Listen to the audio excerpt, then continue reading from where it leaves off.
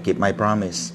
Ay i-explain ko po sa inyo mga kababayan yung napabalitang komento ng Office of the Solicitor General na kinatigan po nila ang posisyon ni BBM sa kanyang protesta.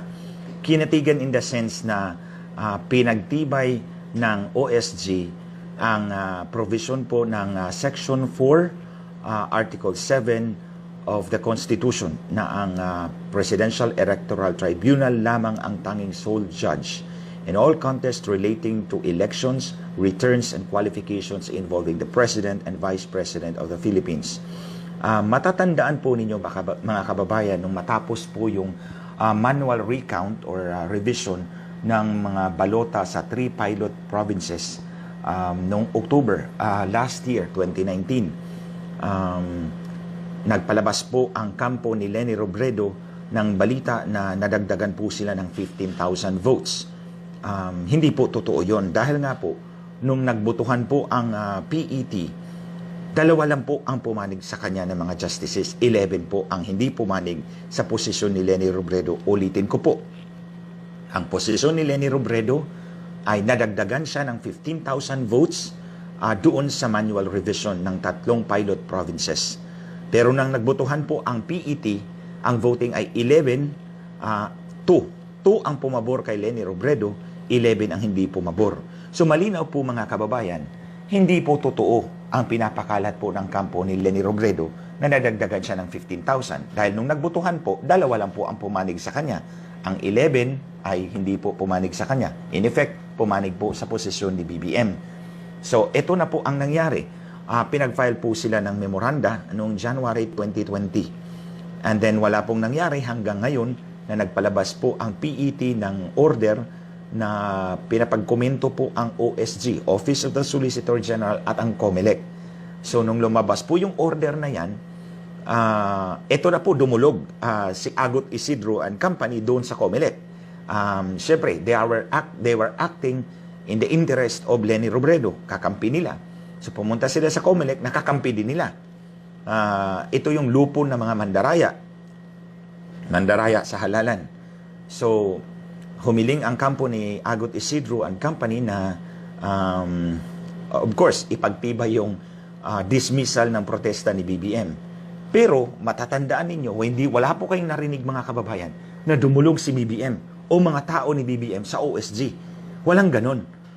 Ang grupo ni Agot Isidro and Company pumunta sa COMELEC, dumulog, nagpatulong, humingi ng tulong para kay Leni Robredo. Pero po, si BBM o ang mga kasama po niya, hindi po dumulog sa Office of the Solicitor General. Kusang loob po na nagbigay ng komento ang Office of the Solicitor General in accordance with the order of the Supreme Court. So ang tanong po dito, ang tanong po ng Korte Suprema, kung may kapangyarihan ba sila sa ilalim ng saligang batas na i-validate o i-annul ang election results o ang election results. Yun po ang tanong ng Supreme Court both sa OSG, Office of the Solicitor General, at sa COMELEC. May kapangyarihan ba ang Korte Suprema na ideklarang valid o i-annul, ibasura ang resulta ng eleksyon? So ito na nga po ang sabi po ng Office of the Solicitor General under Section 4 of Article 8 of the Constitution. The Presidential Electoral Tribunal is the sole judge, ang tanging hukom of all contests relating to elections, returns, and qualifications involving the President and Vice President of the Philippines. Totoo po yan, nandyan po yan sa ating saligang batas. Malinaw po yan, ang PET lamang ang tanging hukom pagdating sa question ng eleksyon, resulta at kwalifikasyon ng President at Vice President. In the same way na binibigyan po ng ganong kapangyarihan ang COMELEC with respect to other offices. Ito po yung example, governors, mayors of Metro Manila. So sa kanila po yan. Pero pag President at Vice President, sa PET po yan. Pag governor, mayors of Metro Manila, example, ay sa COMELEC po yan. So in other words, yung power po when it comes to being the sole judge in all elections pertaining to elections, returns, and qualifications of public positions, hinati po yan ng konstitusyon. Ito po yung sa inyo, PET, ito naman yun sa inyo, COMELEC. So, malinaw po yan na ang Presidential Electoral Tribunal lamang ang tanging hukom sa mga isyong ito. Ang sabi ng Office of the Solicitor General, ang Korte Suprema lamang ang may kapangyarihan na i-annul o ibasura ang eleksyon o magdeklara ng failure of elections pagdating sa issue ng President at Vice President. Because contest relating to elections, returns, and qualifications. So, yun po ang sabi ng OSG.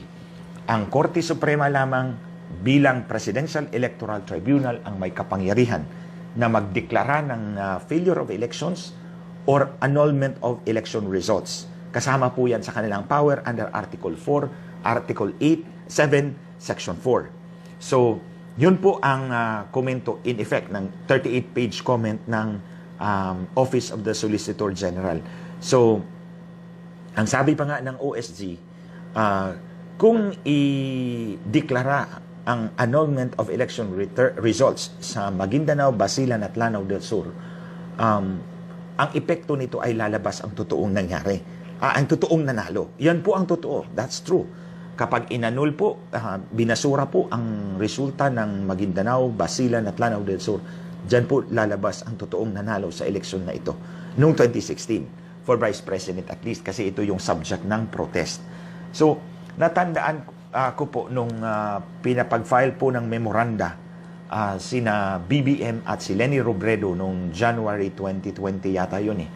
Ang sabi ni BBM, handa niyang patunayan na ang mga pirma sa 2,756 clustered precincts sa Maguindanao, Basilan at Lanao del Sur ay hindi totoong pirma ng botante. So, yun po ang sabi ni BBM, handa niyang patunayan na yung 2,756 clustered precincts dyan sa tatlong probinsya na yan ay hindi totoong pirma ng mga botante. Kasi nga po, nakita na po yan, nasilip na po yan ng NBI at COMELEC doon sa kaso po ni Abdul Shakur Tan versus Mujib Hataman na 80% ng mga signatures doon sa EDCBL, Election Day Computerized Voters List, ay hindi tugma doon sa Book of Voters, yung specimen signature po ng mga botante.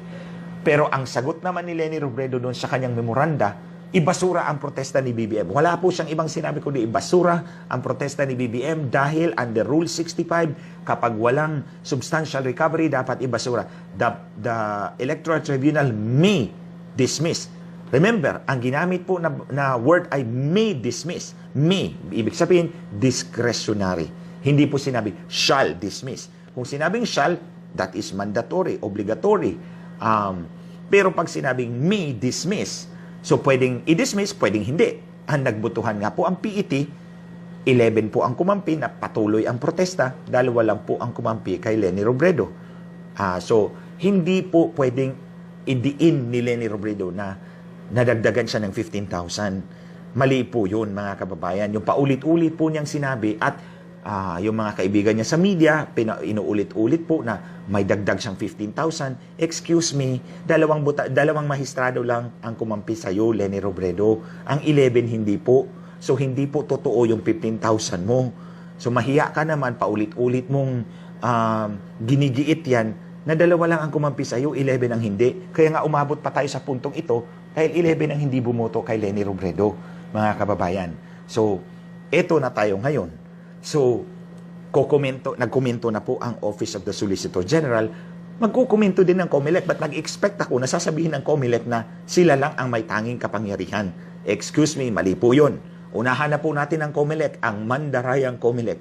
Wala pong kapangyarihan ang COMELEC na sasabihin na ang kinin nila ang kapangyarihan na nasa Korte Suprema ayon sa ating saligang batas. Malinaw po ang sabi ng Section 4, Article 8.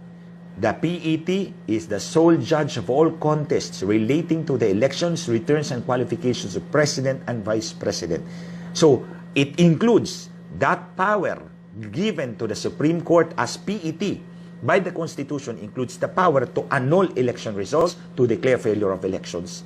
So, hindi po pwedeng sabihin ng COMELEC na hindi, kapangyarihan namin yan alone. No. Ang kapangyarihan ng COMELEC ay nasa mayors of Metro Manila, governors of provinces, yun ang kanilang kapangyarihan.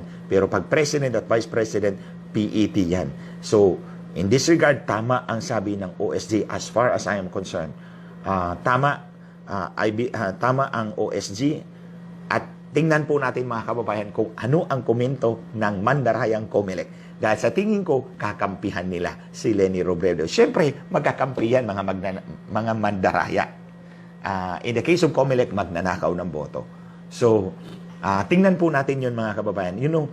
Takot na takot talaga si Aling Leni Robredo dito. Kasi kapag nabasura po ang resulta ng Maguindanao, Lanao del Sur at Basilan, ang boto po niya dyan, 498,000. So, kung mabasura po ang resulta ng Maguindanao, Basilan at Lanao del Sur, 498,000 votes ang makakaltas kay Leni Robredo. Ang boto ni BBM dyan, 170,000 lang.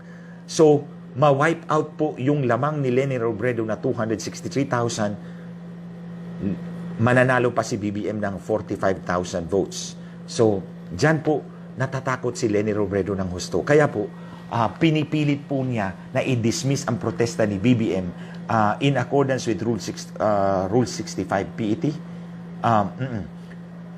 upang mawala sa kanya ang sakit sa ulo. Now, hindi po pwedeng ibasura yun dahil nagbotohan na po ang PET. 11 pabor kay BBM, 2 pabor kay Leni Robredo.